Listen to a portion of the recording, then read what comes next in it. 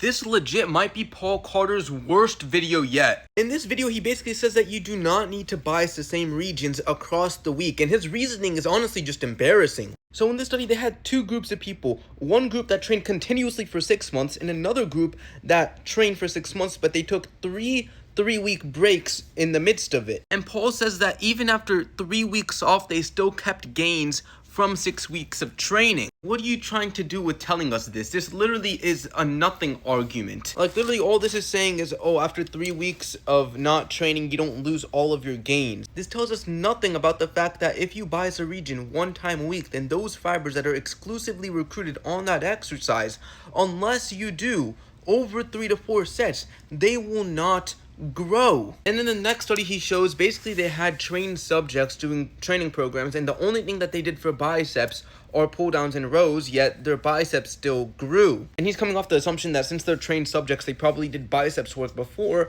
and he's like, oh, well, look, they still grow their biceps even when they stop doing bicep work. Firstly, this guy has no mechanisms to back his claim. Like, do you realize this guy's going in Dr. Mike mode? Secondly, if he wants to take his stance, he literally has to say that the biceps will have the same amount of recruitment on a curl compared to rows or pull downs. Thirdly, the biceps are a small muscle, so if there was a muscle that would affect less, then it would be the biceps, because they have a high degree of voluntary activation, so you can recruit the biceps very easily. This is all just based off speculation that they did intelligent biceps work before. And his rebuttal to that kind of argument is, oh, well, most of the upper body muscles have a high degree of voluntary activation. But all the other major muscles in the upper body, except like the elbow flexors, have a voluntary activation deficit. Like, look, lats way bigger, pecs way bigger, triceps way bigger, delts way bigger. And then he ends it off with his motivated reasoning. He says that he hates it. Typical. He doesn't like something, so he does something else, but he tries to make it seem more science-based than it is. Like,